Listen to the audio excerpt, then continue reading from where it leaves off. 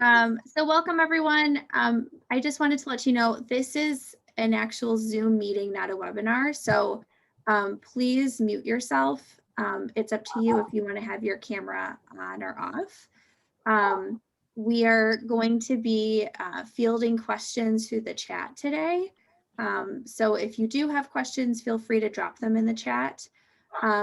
I did want to let you guys, everyone know that this is being recorded. So just think about that as you're sharing questions.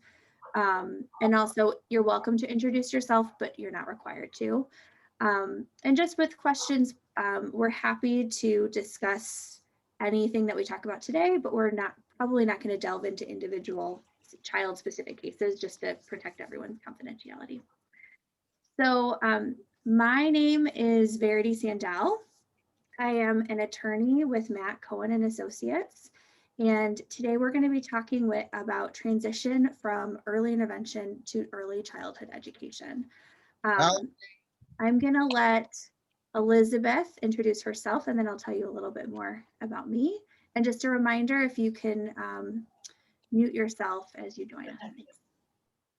So thanks again for joining us. And if you're coming on the Zoom session, if you're comfortable, share a little bit about who you are in the chat box, because then we can kind of tailor a little bit. It's a pretty generic talk here, but you can tailor a little bit to who we know is listening with us. So I'm Elizabeth Hooper. My background is I'm a teacher by trade. So I was a general ed teacher, special ed teacher, taught in self-contained classrooms, transition classrooms, inclusion, about everything you could think of for special education. And then I have worked as a private advocate for many years, and then with Matt, I don't know who that is. I could mute you if I could see you. Not myself.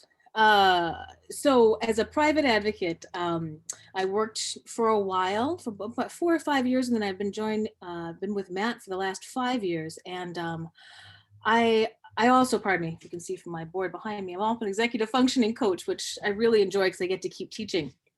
But working, boy, it really is a thrill to get to work with Matt and our firm. It's so very different than when I worked privately. It's you're on your own, as opposed to this team model where, it's just such a thrill that we're able to pool our expertise and collaborate and process, and just really be able to provide a wealth of different ideas and solutions to families. So I just got to say, I really appreciate that our firm, I think, provides and works hard to, provide the educational expertise that myself, another advocate, has, the legal expertise and then the vast experience that our different staff have. So just we'll be talking about different teams. I just want to put in a plug that our team was great. Speaking of Verity. Yeah. So as Elizabeth shared, we both work at Matt Cohen and Associates.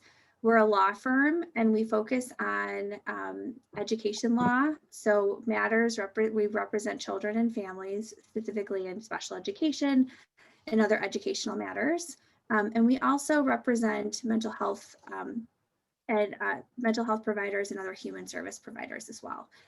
So we generally address civil rights for children and families, and then also we have specific expertise in confidentiality and other matters for mental health providers.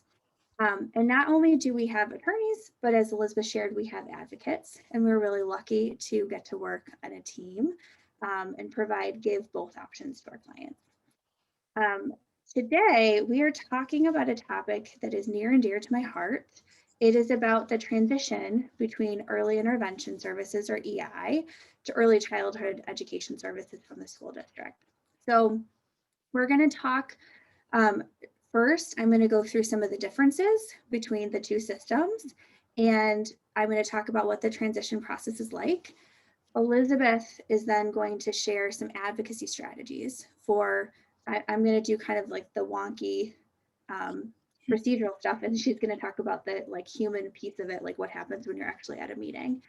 And then we're also going to be talking about placement and service options and what to do if there's a conflict during this transition process. And just for anyone who's joining us right now, feel free to introduce yourself in the chat if you'd like. It's being recorded, but also if you have questions, please drop your questions in the chat. And it's good to see some people that I know, like Kathy, hello, and some other friends who are on this call. It's good to see everyone. So just to talk about the two different systems. Early intervention, as many of you probably know, is the law that we have in the services provided by the state for children 0 to 2, up before your 3rd birthday, for children with disabilities. The program is designed to be provided in a child's natural environment, which is your home or daycare. The funding comes from a combination of family contribution, depending on the family's income level. There's funding from the state, and private insurance and Medicaid can also be billed. The eligibility for this program is very specific. So it is a 30% or more delay in one or more areas, or a diagnosis with a high probability of developmental delay. Early intervention is supposed to be preventative, and it's supposed to provide services early and quickly for children who are struggling or who may be struggling. The evaluation is play-based, and parental participation is highly encouraged. And then the services are provided at home or at a daycare in the natural environment. And to discuss what those services are, we use what's called an individualized family service plan, or an IFSP. So special education are services provided to children starting on their 3rd birthday up through age 21. And while it's based on the same law, the Individuals with Disabilities Education Act, the programs are drastically different, and it can be kind of a shock to the system for families who are going from early intervention to early childhood to special education, because everything is different. So whereas early intervention, it focuses on home or daycare and the natural environment, typically special education is school-based. The funding for the program is entirely through the school district, and the services must be entirely free to parents. The eligibility for these services is a lot different. Number one, school districts are a lot less clear about what actually results in eligibility. Typically, it's children functioning below the 15th percentile in a certain area. And then the other thing that's really interesting is that while an outside diagnosis can be helpful for an IEP or to understand, to help the school understand a child's needs, it doesn't automatically qualify a child for any services. Unlike for EI, if you have certain diagnoses, you will automatically qualify for services. The evaluation initially when you're transitioning from early intervention to special education is typically play-based, but often happens in a school. And the role of the parent is also really different. While theoretically, the law does say that parents should be actively involved and they have a lot of rights in special education, in practice, the way that schools involve parents is a lot different than early intervention, where parents are really integral to everything. It's because services are more school-based, there's a little bit more separation, and that can be challenging as well. And then in terms of services, the focus is really typically on the educational setting. There are services like in early intervention, like you can get speech therapy or occupational therapy or social work services, but those are often considered, they're called related services, or they're considered a supplement to the services provided in the classroom. And this is also a big change from the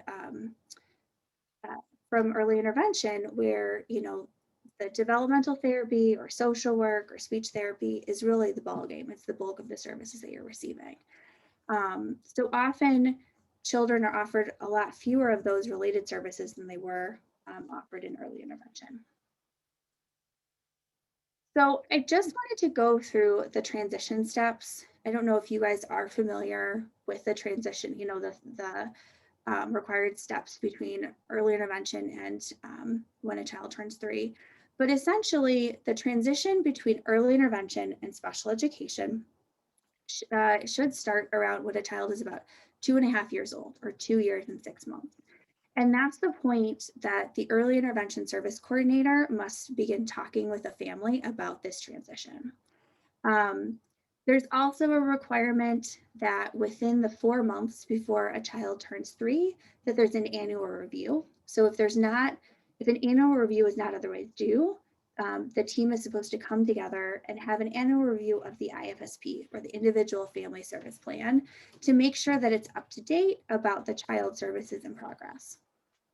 And then the deadline for when early intervention is supposed to send a referral to the school district is 2 years, 9 months. So 3 months before a child turns 3, they're supposed to make sure that there's a referral sent. And they also should be holding what's called a transition conference or transition meeting between the parent, school district, and the IFSP team. This transition conference can be a full IFSP meeting. In our experience, it's typically a phone call that includes a parent, the early intervention coordinator, and a representative from the school district.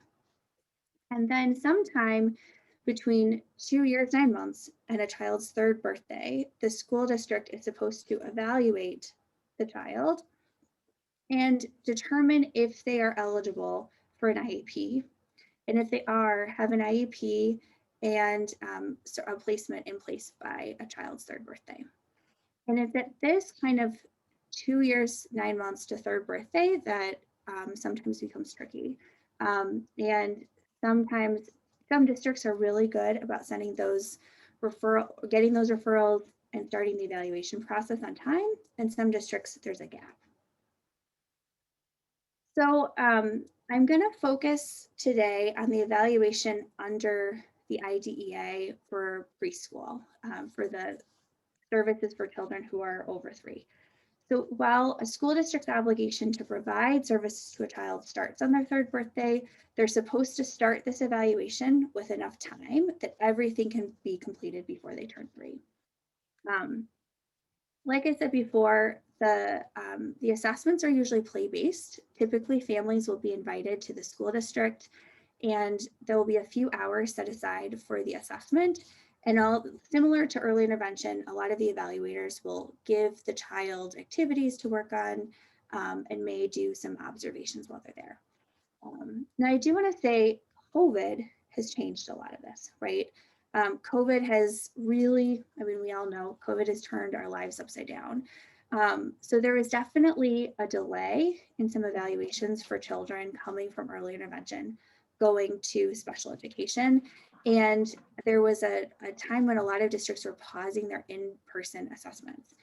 So we're talking about what typically happens, but just know that right now, every school district is managing reopening with COVID a little bit differently. So it's really important, if you're either a family walking through this transition or working with a family, that you work really closely with the school district to understand what their COVID protocols are. One of the options that the school district has, and what they should be doing as well, is speaking to the early intervention therapists and also getting information both from their evaluations and then this, like what they've observed at the same time. So Elizabeth is going to talk a little bit more about advocacy strategies here, but the play-based assessment may work well for some students, but it may not reflect all of a child's needs, right? So there are some options, like if you feel like it doesn't reflect their needs, to request additional observations in other environments. So I will say too, the focus on early intervention of the assessments is a very specific question to look at the percentage of delay in each area. The focus on an assessment for services from 3 going forward is about the educational impact of a child's disability on their functioning. And when we say educational impact, this includes social emotional functioning.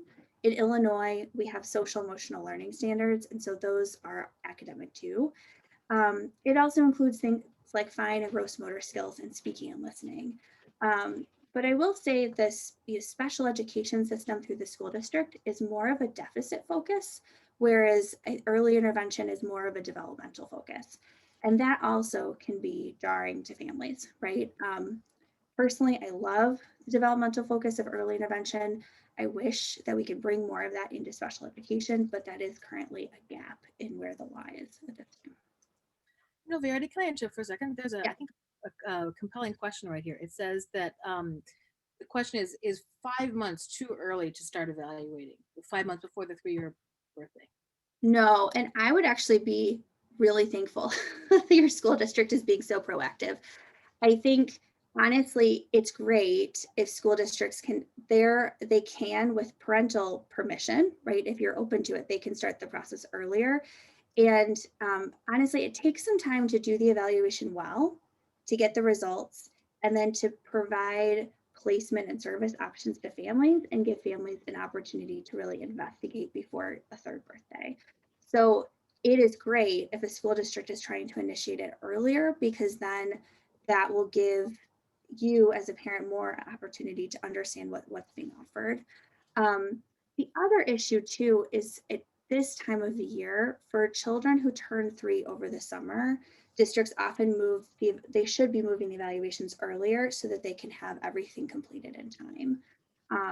Because some students are offered services over the summer, but they're not necessarily. And so it sounds like the district may be wanting to make sure everything's in place. It's a great question. Um, And for the evaluation, when the district initiates the evaluation, there's going to be a meeting called an assessment planning meeting, or it's also called a domain meeting. And the domain refers to these areas on the slide about the different areas where they will do assessments.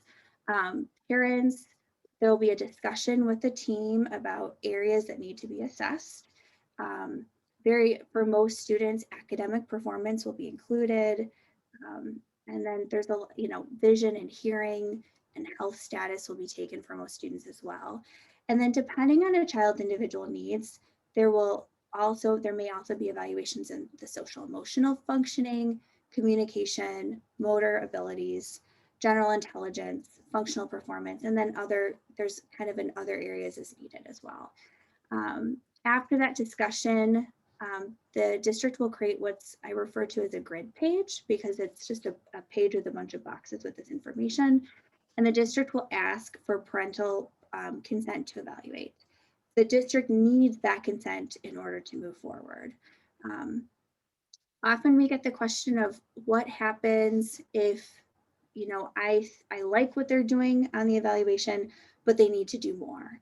And we counsel parents to, if you have concerns and you want the district to do more, definitely share that at the meeting. But if a district is not willing to add additional assessments, it's always helpful to provide consent for them to move forward with what they are willing to do, just to get the ball rolling. The only time that we would recommend not providing consent is if there was something that was proposed that you would have concerns about or consider harmful, which is not very common for evaluations. So typically we recommend providing consent for a district evaluation so that they can move forward and gather the information they need. So there's a question about what is the criteria for ESY determination, and ESY stands for extended school year or services over the summer. And we can talk about that in just a little bit further when we talk about placement, but I just want to let you know I'm to get that question too.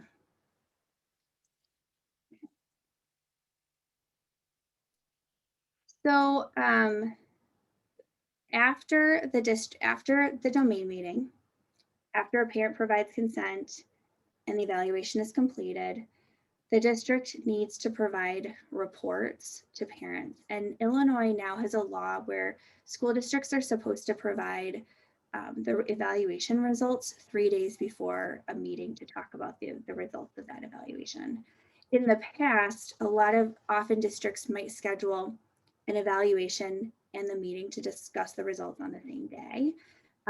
But ideally, they would have the evaluation completed on one day and some time in between for clinicians to complete the reports, provide them to families to consider, and then have a chance to review before the meeting. So the eligibility meeting is the meeting to look at the testing and to answer the question, is this child eligible for special education services? And if so, what category what category or categories is most appropriate?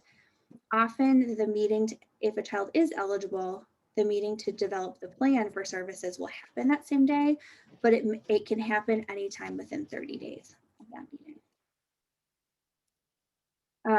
So our recommendation before you get to the eligibility meeting is to make sure that if there's anything that the district, oh, did you have something? I just wanted to say real quickly that Yeah. because you said that you get 3 days, the evaluation paperwork 3 days in advance. You should also get if the student is found eligible, you should also get the IEP paperwork 3 days in advance. Yeah, thanks for mentioning that. Yeah, if the team looks at everything and says we're probably going to find this child eligible, they should send you an IEP draft.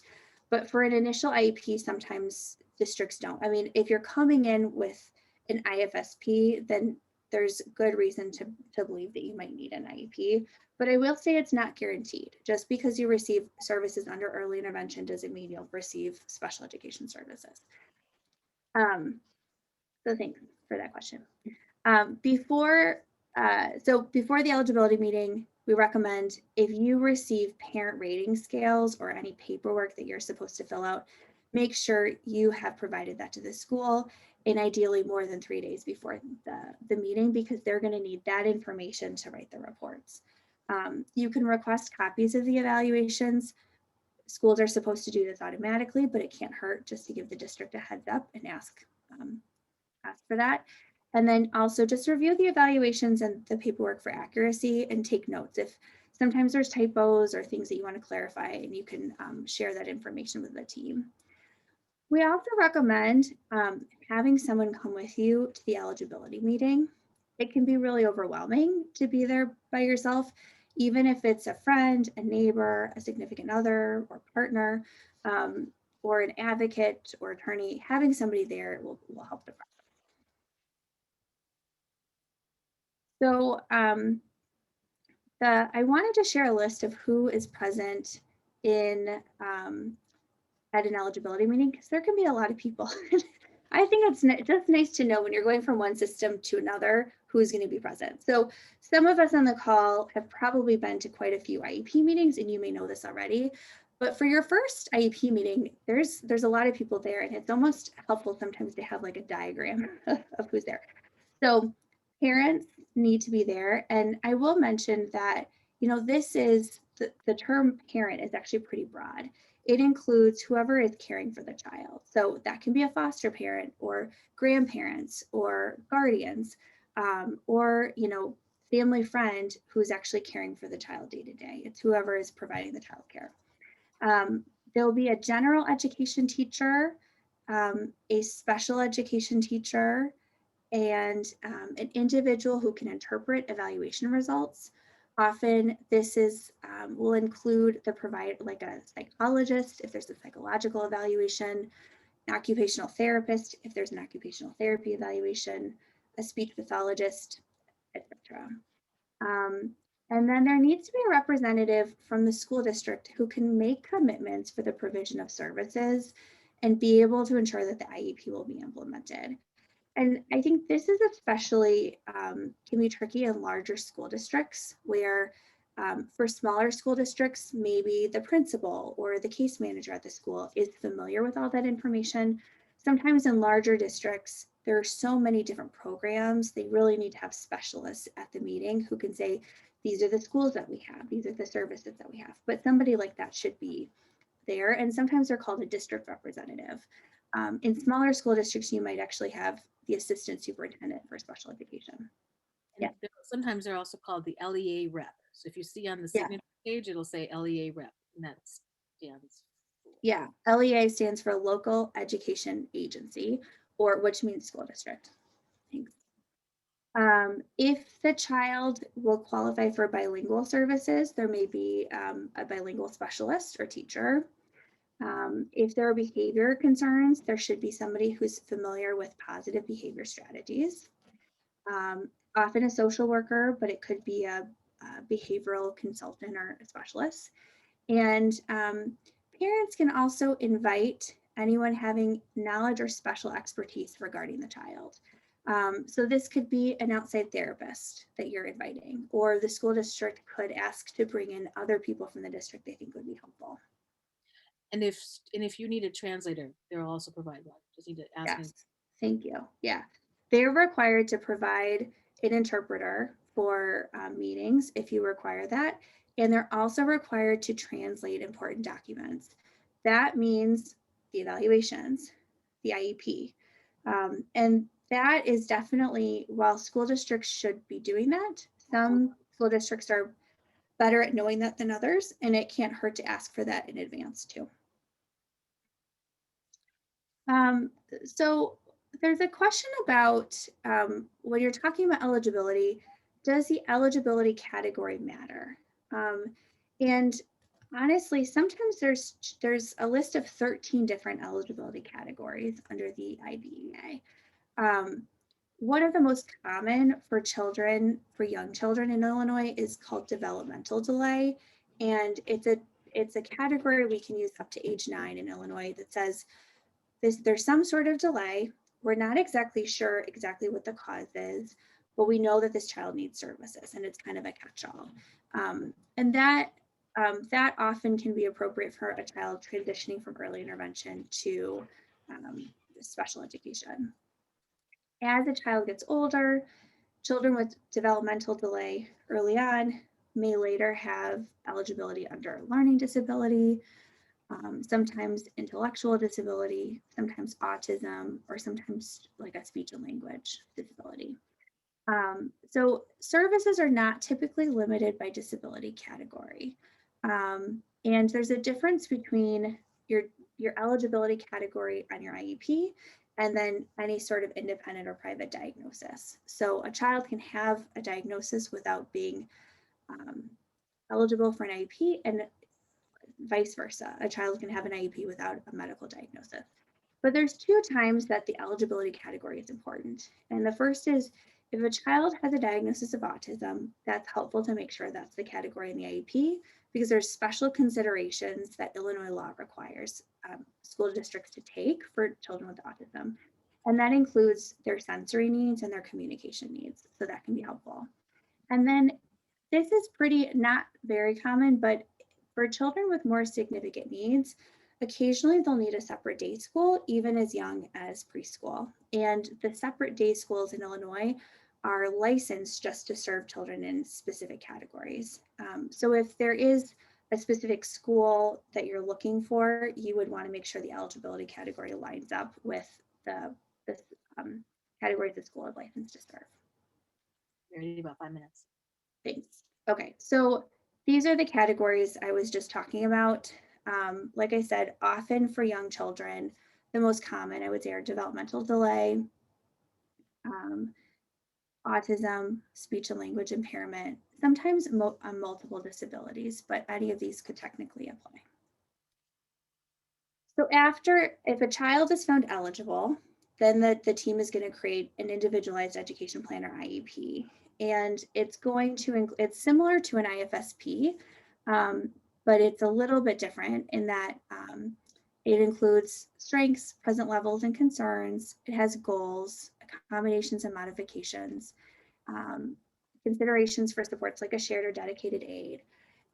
But there's also going to be talking about assistive technology and a child's educational placement, and then also their related services. So related services are these things like speech, occupational therapy, physical therapy, nursing, but could also include vision services and hearing itinerant services. So a child's placement is going to be driven by the services in the IEP. And the focus in special education is educating a child in the least restrictive environment, or LRE. And this means that, that they're in the general education environment to the greatest extent possible. This is because based on our research, for many students, being with their neurotypical peers can be beneficial. Now, this isn't true for everyone, and really this is a case-by-case determination, but the goal is to have children in the general education setting as much as possible as is appropriate for them. And it's an individualized assessment. So I just included a list of different types of placement options. This and some of the terms you might hear, every school district uses slightly different terms, but if you hear about push-in services, this is a special education teacher coming into a general education classroom and providing support for a certain amount of time. Inclusion or co-taught classrooms are typically general education classrooms where a special education teacher is there for some or part of the day. Sometimes it's two teachers co-teaching together for the entire school day. Resource or pull out is when a child goes to a separate special education classroom for some or part of the day. And this is often for things where it doesn't make sense to have a teacher coming into the general education classroom if a child's doing a completely different program. It might make sense for them to go somewhere else for part of the day. And then for students with more significant needs, there might be a consideration for a self-contained classroom or a separate special education classroom. And this is often for children who have typically maybe auditory processing issues where it can be overwhelming to be in a general education classroom, or where they need such intensive services that they need a smaller number of students in the class. And then again, you might hear, we'll talk a little bit more about this later, but therapeutic day schools or separate day schools, serving only children with disabilities, often for children with more significant developmental learning, behavioral, or communication needs. After talking about the type of placement, then you will talk about the actual location. And there's different approaches to how districts address this. Often districts will talk about the different options within the IEP meeting. Some larger districts will have a placement coordinator send parents options for placements. But just know that whenever a district proposes a placement, you as a parent have a right to consider that placement and ideally to visit it.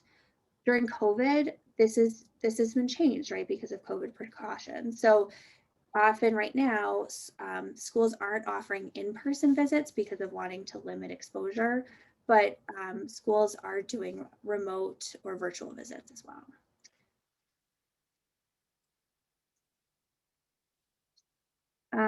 And then in terms of after a child is eligible for an IEP, and there are meetings that are, I just wanted to give a rundown of the meetings. So every IEP, just like an IFSP, needs to be reviewed at least once every year.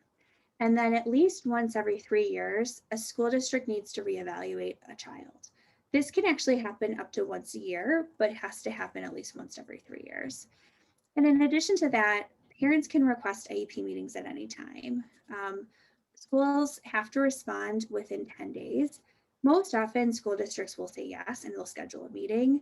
Occasionally, school districts may not, but they're really supposed to convene meetings whenever parents request it, and typically they do. And then IEPs need to be implemented within 10 school days, but sometimes school districts will ask parents to waive the 10 days so that they can provide services sooner. Right. So Elizabeth is going to talk about some of the advocacy strategies, and we have a few questions that we'll kind of address towards the end. Yes. So to piggyback off of Verity, that we're going from a developmental model to a deficit model, which is jarring for some families.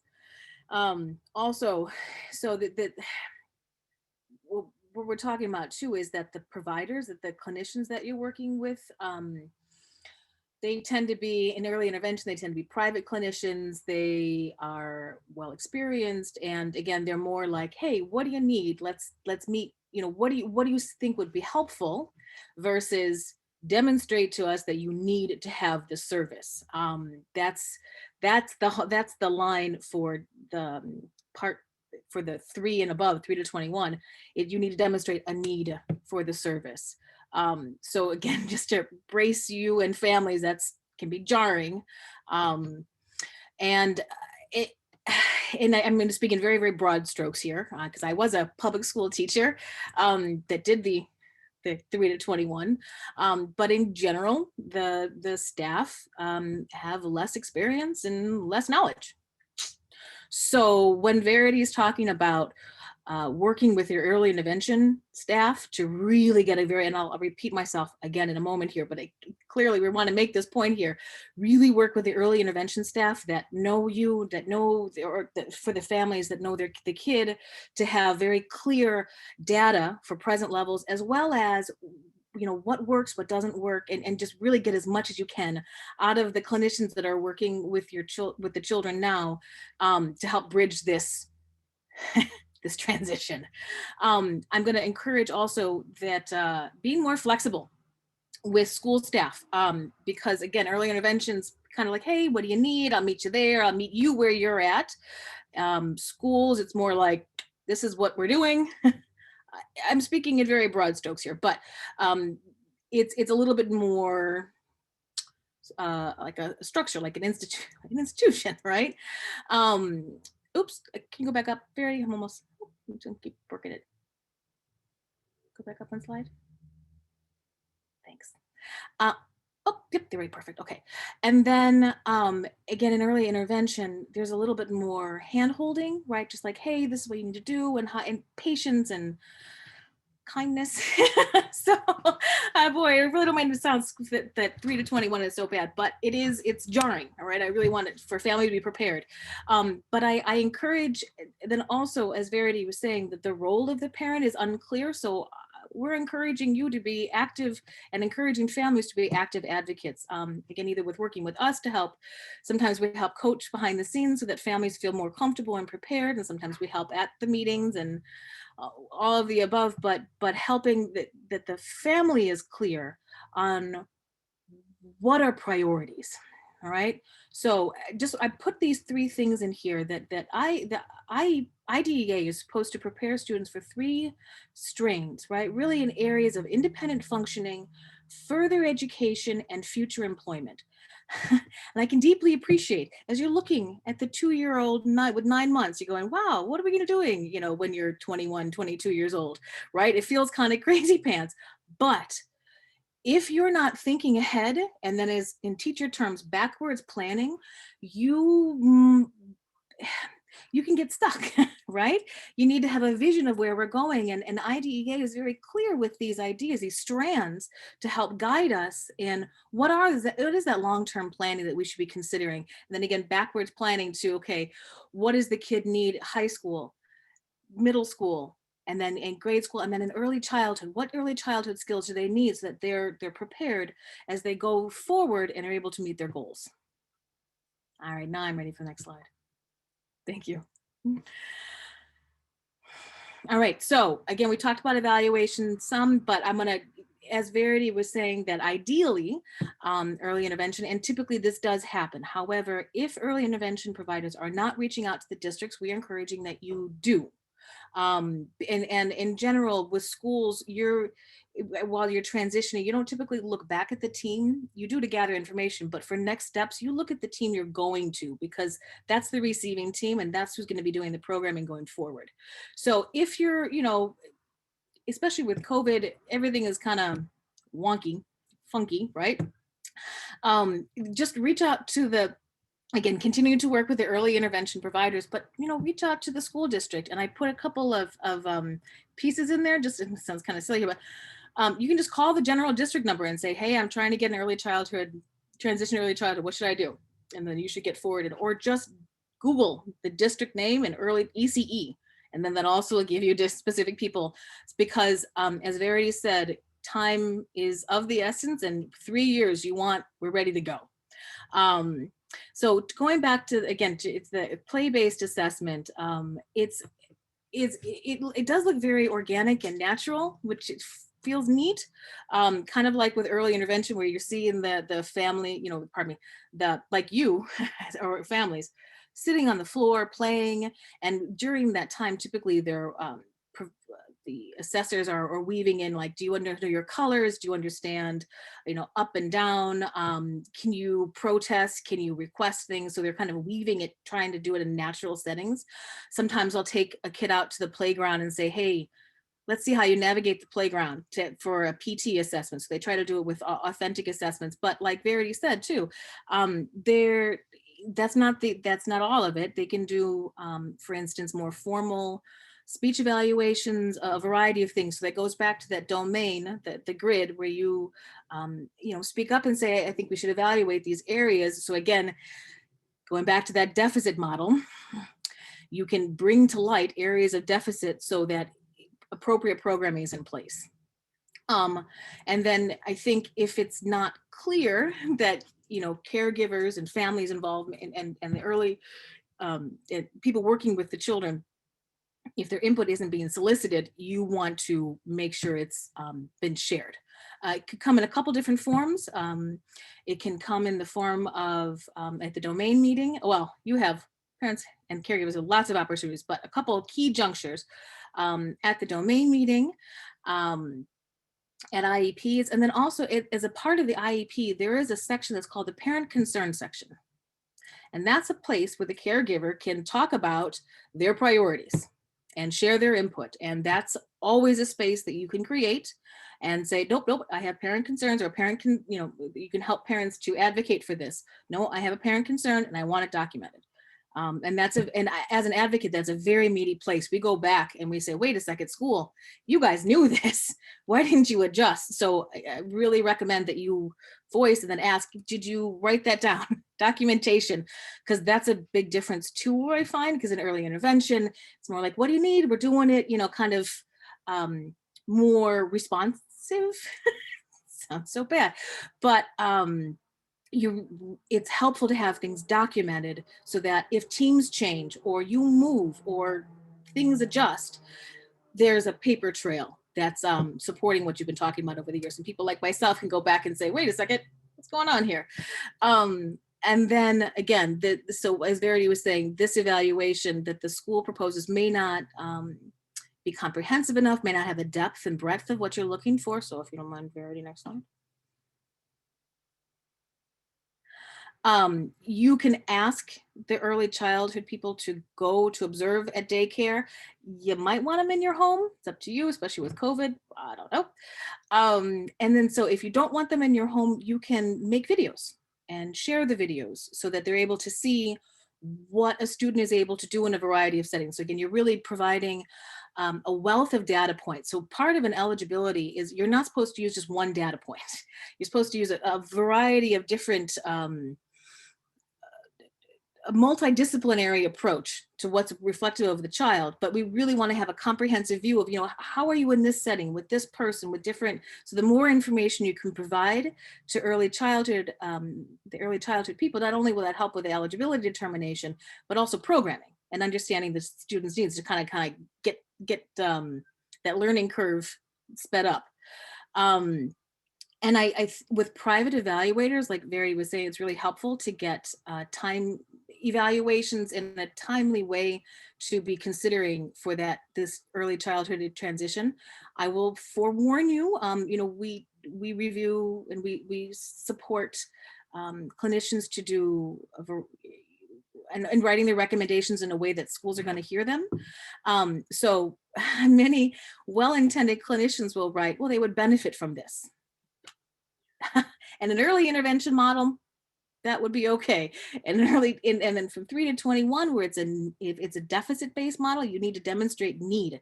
So oddly enough, if you say benefit, it can undermine the need, because it can say, well, they just, it'd be nice to have it. They don't need it. Well, no. That's it. So I ask clinicians, do you mean to say that this would be nice if they have it, or they need it in order to receive free and appropriate public education? And if they think need, then say need. If they think benefit, then keep it at benefit. But I just want you to be aware that schools will read benefit as we don't have to do that. And then for letters of support, so if they're, an evaluation doesn't make sense, like for instance, a student saying, like they had an evaluation or letters of support, people who know the child and either have worked with them in a variety of capacities. It can be very helpful to have a description of, not even in the context of an evaluation. Here's what I know of working with the student. Sometimes even people who work in the community settings in different areas. This is what I see with the child. This is what I've done with them. And then clear recommendations are great, especially if they're willing to say what we think schools should be doing. And then caregivers, right? I think that's, let me show you. I'm a big fan of keeping things real simple. So one of the things that I shared a lot when I'm trying to communicate about a student in a quick and accessible way is works well, good old T-chart, works well, doesn't work well. And you just kind of list off what works well and what doesn't work well. Typically it's not on a little whiteboard. But I find that that's a nice, like I said, accessible, doesn't have to be data driven, but just things like don't touch his stuff, right? That'd be good to know that that's a trigger, right? And I've, as a teacher, I have made this form many times. And it's actually, I've made many forms over the years. And I find that this form and a couple of my other one-page sheets, that's the things that I see as coffee stained and crumpled and used. The other things, people aren't necessarily using as much. So, Mommy? I'm so sorry. One second. Hey kiddo, I'm in the middle of talking. You gotta go downstairs and talk to Papa, okay? But mommy. Okay, really. Mommy, I want the flower. Oh yeah, but Gotcha. my Papa said Do you no. see right there, honey? There's a bunch of people staring at you. Go downstairs, talk to Papa. Pardon We me. can all relate. We've all been there before, right? Especially this is real life, working from home during COVID. It's a lot of fun. So that one page, or I say one page because there is something magical. I don't know what it is, but I give teacher things and it's 2 pages and that second page or gets put on the shelf. But something magical about one page. Mess with the margins. I'm telling you, it really makes, and I find a lot of caregivers and families find it helpful too to say, I'm sharing this with people. People are going to have this information about my precious baby, so that we're again that learning curve. We're speeding up that learning curve for the transition. I'm ready for the next slide. Okay.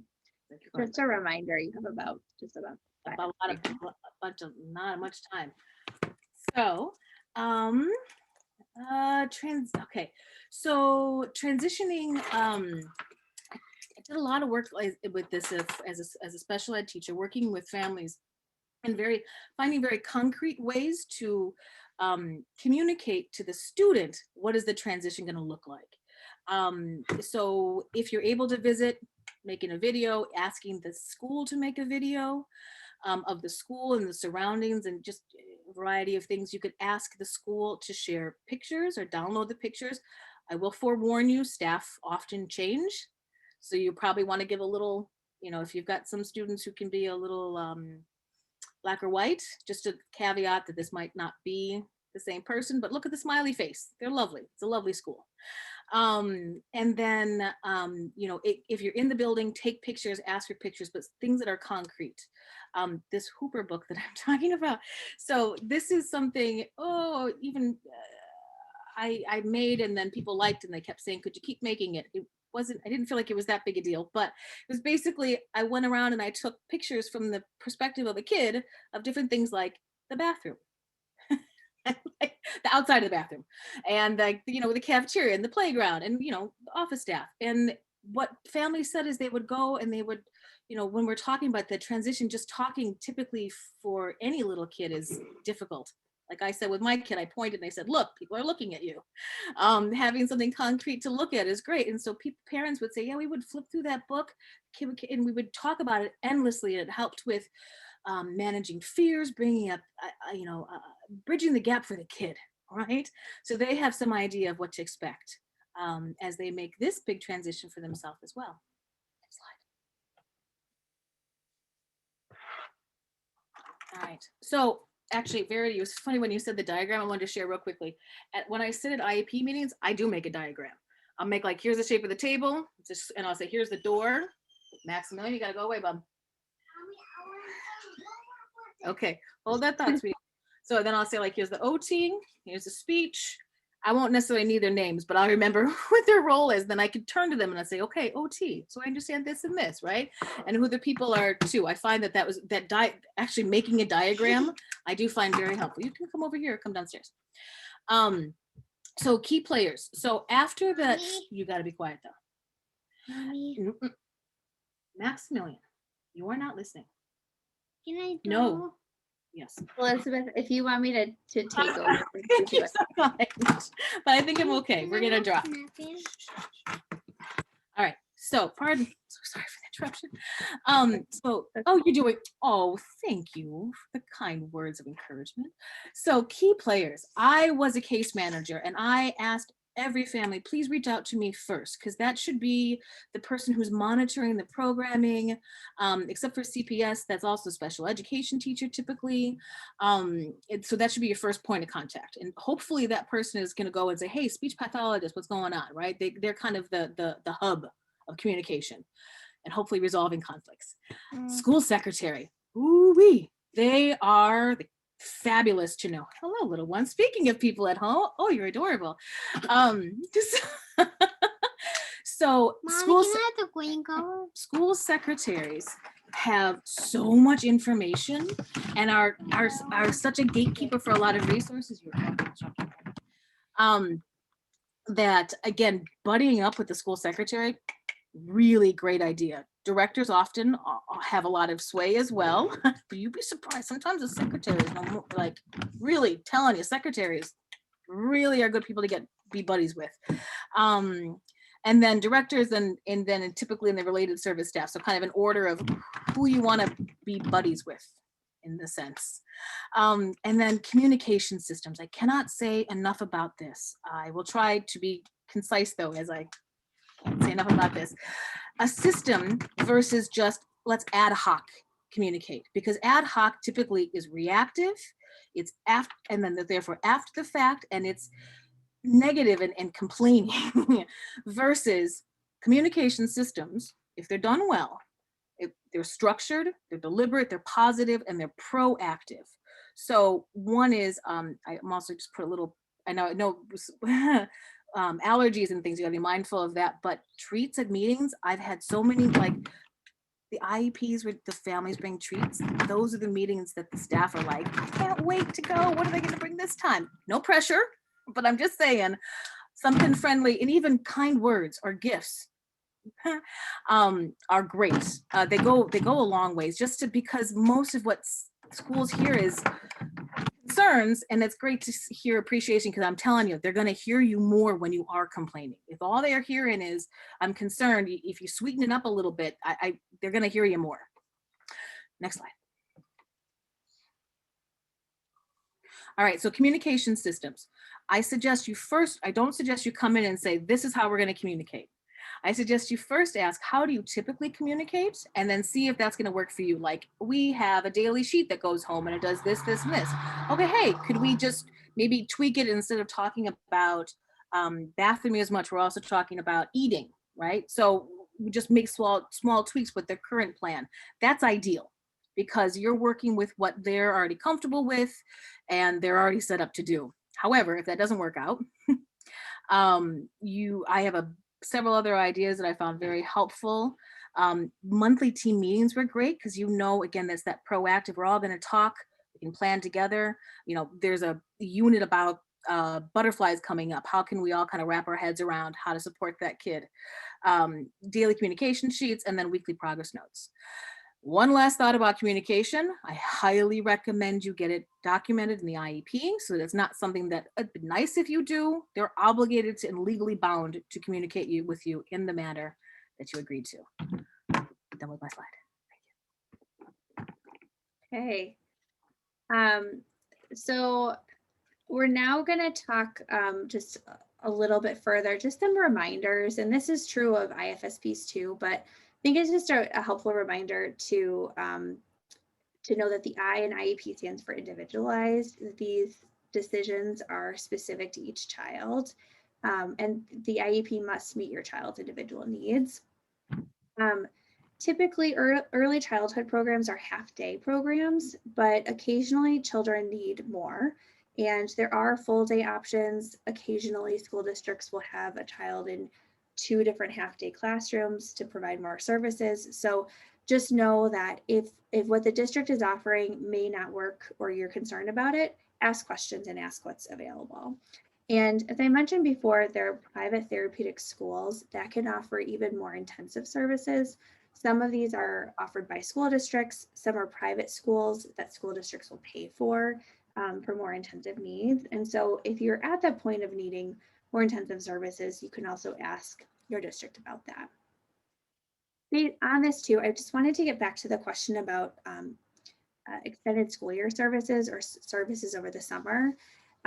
In Illinois, most IEP teams will tell you that the criteria for ESY is called regression recoupment, which means basically, does your child lose more knowledge over the summer than the typical neurotypical child would? So all children over the summer might forget some things, but some students have an even larger gap as a result of the summer.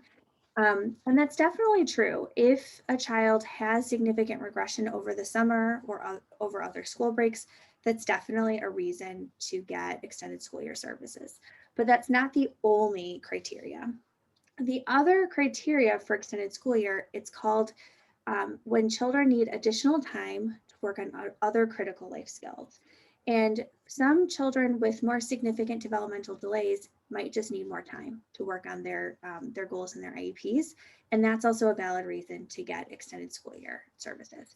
So just know if you're at a meeting and they focus on regression recoupment, that's fine. But if your child doesn't qualify under that, say, hey, there's another reason, there's another criteria, and that's this need for children who need additional time to work on critical life skills. And I think that there's also, Verity, please correct me if I'm wrong here, but I think there's also one that if you're like right at the brink of learning a new skill, like you just got a new communication device and you need to keep moving forward, I think that's also a criteria, a reason for, yeah. I mean, for ultimately, it's like, does a child need it?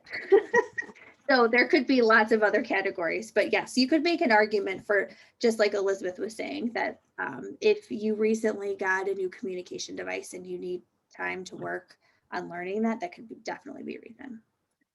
So I just wanted to briefly talk about what happens if you disagree, because I'm an attorney, we're a law firm, and usually, unfortunately, we work on the cases for when you disagree. And before I get there, there's a follow-up question about ESY and a question of, can you get ESY at 3 years old or does it start at 5?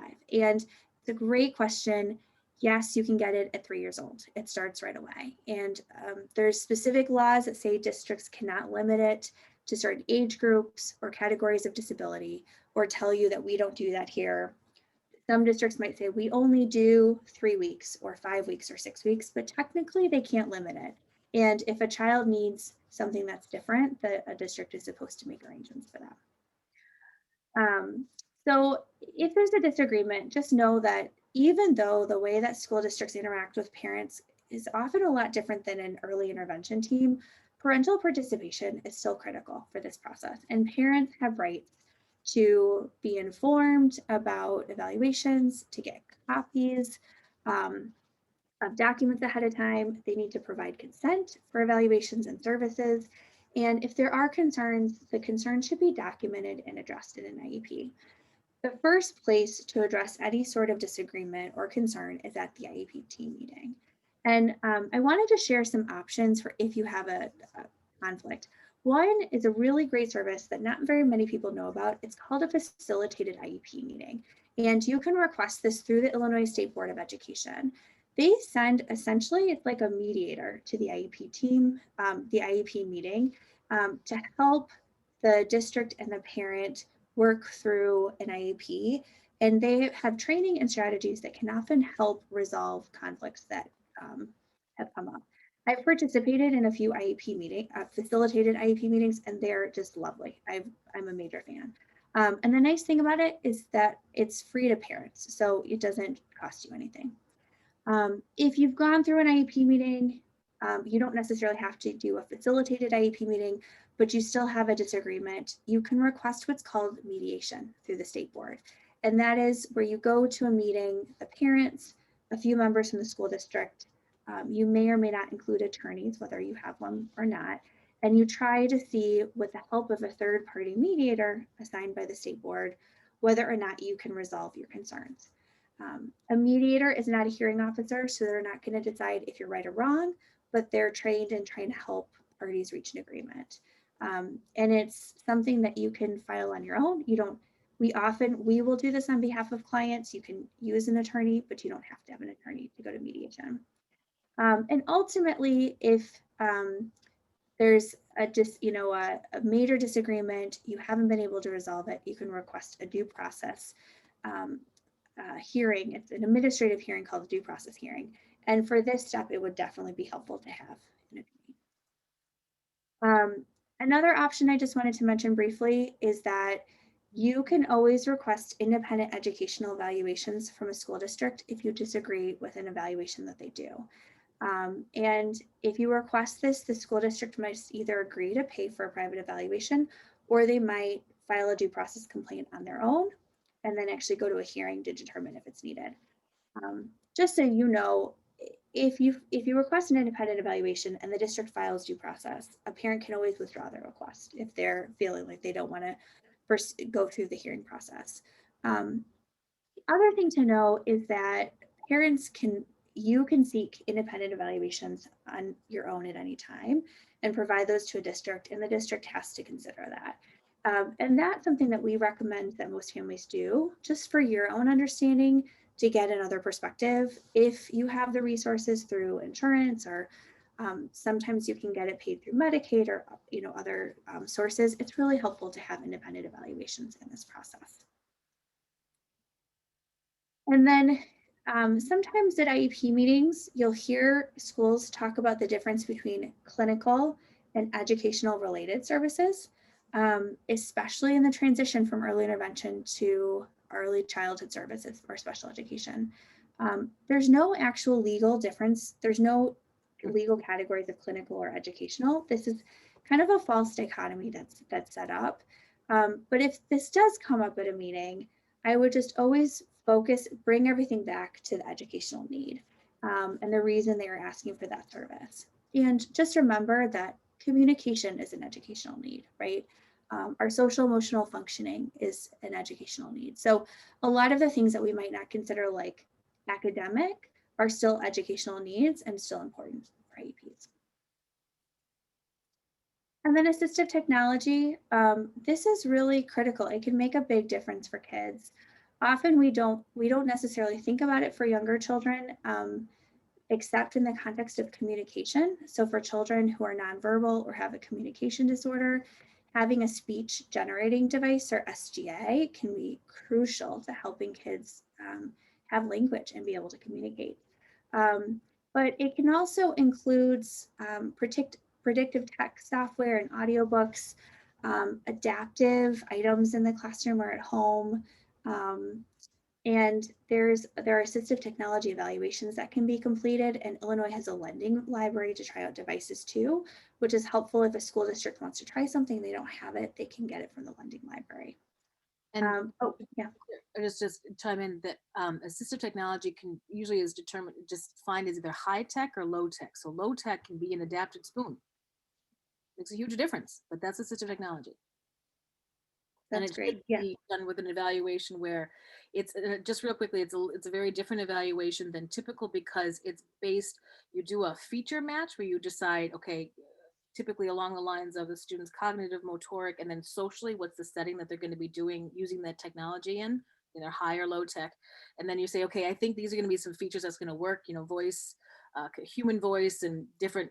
And then the important part is you go and you trial it and you take data to see, is this actually going to work in this setting? So it's a very different kind of assessment, because it's not just like a one and done, but it's really meaningful to adjust and say, not just like, we have this, you're going to pull this off the shelf, you're going to use it. No.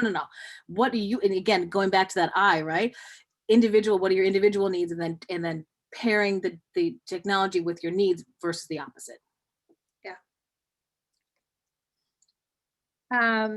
So it's just some additional tips. Like I said, it's helpful to have somebody at these meetings. So we recommend finding someone to come with you.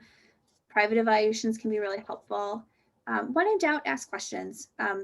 Every school district does things a little bit differently, and it's not always a bad thing, right? You can have different models that work really well. And so when you hear something that's unexpected, our recommendation is to first learn more about it and consider it. And connect with other parents. I think that's actually one of the best resources of information about the options available within your district, how they've worked for other kids who may be similar or different from your own kids, and just their experiences. I think that can be really helpful.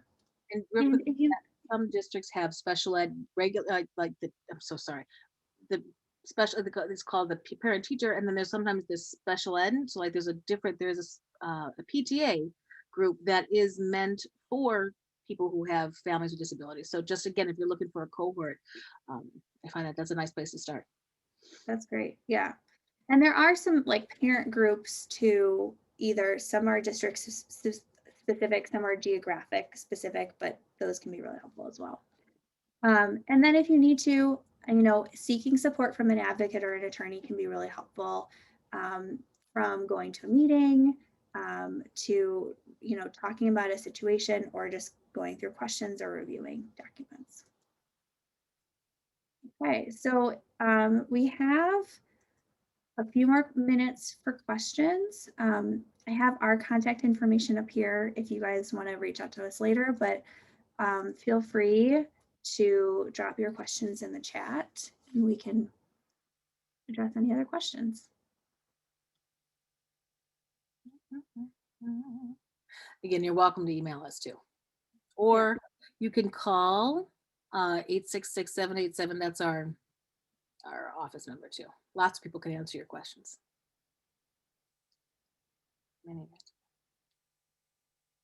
Okay, so we have a question about many parents cannot afford an attorney. How would you find an appropriate attorney? That's a great question. Something that I didn't mention at the beginning is that prior to working with Matt's office, my entire career was in what's called legal aid, or worked for nonprofit law firms where services were free of charge. So I'm intimately aware of that, and that it's not necessarily something that everybody can do. So one thing I will say is most private attorneys have some level of sliding scale, or they do some pro bono work if a family cannot afford an attorney. But there are several organizations that provide services free of charge. In Illinois, one of the biggest ones is Equip for Equality, and they serve the whole state regardless of income level. And they have a special education helpline, and they're a really great resource. I worked there in law school, and we have lots of great connections with Equip, and they're fantastic. And depending on the geographic location, there are some other legal aid organizations too. So Equip for Equality is a great place to start if you're in Illinois, because if they're not able to handle it, they can also provide other referrals. We also, a lot of families use Google as well to research attorneys. And as well. The Council of Parents, Advocates, and Attorneys is a national organization of attorneys and advocates that represent parents and children in special education members. So that's another great. Any other questions that you want to ask now? Well, it has been lovely talking with everyone this afternoon. We hope that this information was helpful, and feel free to reach out if you have any additional follow-up questions. And I'll stop the recording and just hang out for a minute, just if people want to say hi, but if you don't, that's okay too. I'm going to scooch and go figure out what's going on with my kid. Sorry about that interruption. Thank you all for being very patient with that. And I'm glad to work with people who have children in their lives. Thank you. Bye.